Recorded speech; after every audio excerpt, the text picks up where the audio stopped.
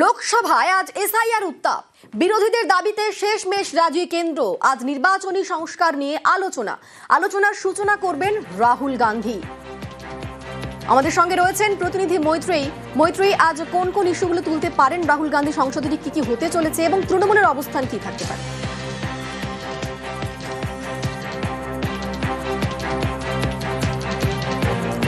মৈত্রীর সঙ্গে যোগাযোগ করব, তবে তার আগে আরো একবার জানিয়ে রাখি, লোকসভায় আজ এসআইআর উত্তাপ, বিরোধীদের দাবিতে শেষমেশ রাজি কেন্দ্র। আজ নির্বাচনী সংস্কার নিয়ে আলোচনার সূচনা করবেন রাহুল গান্ধী। অবশ্যই ভোট চুরি ইস্যুতেও সুর চড়াতে পারেন রাহুল গান্ধী এবং এসআইআর ইস্যুতে কেন্দ্রকে কোণঠাসায় তৈরি টিএমসিও। আমাদের সঙ্গে রয়েছেন প্রতিনিধি মৈত্রেয়ী। আজ সংসদে কি হতে চলেছে, রাহুল গান্ধী কোন কোন বিষয়গুলো ইস্যু করতে পারেন এবং তৃণমূলের অবস্থান কিরকম থাকবে? দেখো, আজকে বহু প্রতীক্ষিত এবং বিরোধীদের বহুবার বিরোধীরা যে দাবি তুলেছে সেই দাবি মেনে ইলেকটোরাল রিফর্মস নিয়ে আলোচনা হচ্ছে। যদিও বিরোধীদের তরফ থেকে একেবারে এসআইআর নিয়ে ক্যাটাগরিক্যালি আলোচনা চাওয়া হয়েছিল, কিন্তু নির্বাচন কমিশনের বিষয় নিয়ে সরাসরি আলোচনা সম্ভব নয়। তাই ইলেকটোরাল রিফর্মস নিয়ে আলোচনা শুরু হতে চলেছে আজকে বেলা 12টায় এবং রাহুল গান্ধী বিরোধী দলনেতা তিনি ওপেন করবেন এই আলোচনার এবং তারপরে তাদের একাধিক বক্তা রয়েছেন এই এসআইআর ইস্যুতে বক্তব্য রাখা। যেটা এখনো পর্যন্ত জানা যাচ্ছে যে রাহুল গান্ধী, যিনি একাধিকবার এই ভোট চুরি ইস্যুতে সরব হয়েছেন, তিনি সেই বিষয় এবং তার সঙ্গে সঙ্গে কেন্দ্র এবং জাতীয় নির্বাচন কমিশনকে দিতে বেশ কিছু তথ্য তুলে ধরতে তিনি পারেন।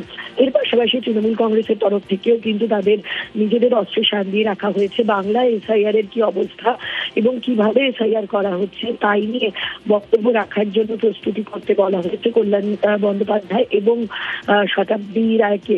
ফলে তারাও কিন্তু প্রস্তুত রয়েছেন। ফলে সরকার পক্ষ যে বড়সড় প্যাচে পড়তে চলেছে আজকে এবং তাদেরকে যে অনেক প্রশ্নের মুখে পড়তে হবে এই এসআইআর ইস্যু নিয়ে, সেটা কিন্তু বলাই বাহুল্য। আমাদের সঙ্গে তুমি থাকো মৈত্রেয়ী।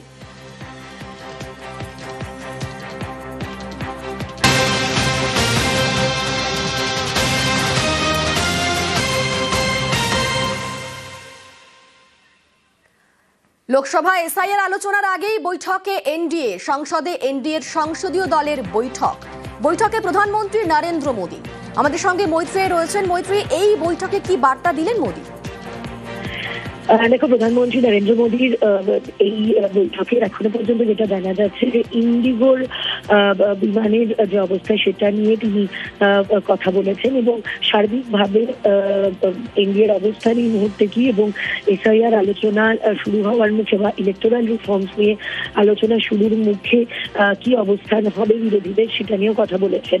ইন্ডিগোর ক্রাইসিস নিয়ে একাধিক প্রশ্নের মুখে পড়তে হয়েছে কেন্দ্রকে এবং যেটা এখনো পর্যন্ত জানা যাচ্ছে এবং মিনিস্টার কিরেন রিজিজু যেটা উল্লেখ করেছেন যে প্রধানমন্ত্রী নরেন্দ্র মোদী তিনি উল্লেখ করেছেন যে কোনো আইনই কখনো সাধারণ মানুষের অসুবিধা হোক সেই বিষয়টাকে যেন দিকে না ঠেলে দেয় কোনো রুলস অ্যান্ড রেগুলেশন। ফলে রুলস অ্যান্ড রেগুলেশন সবসময় একটা সিস্টেমকে ইমপ্রুভ করার জন্যই ব্যবহার করা উচিত, সাধারণ মানুষের অসুবিধা বাড়িয়ে দেওয়ার জন্য নয়।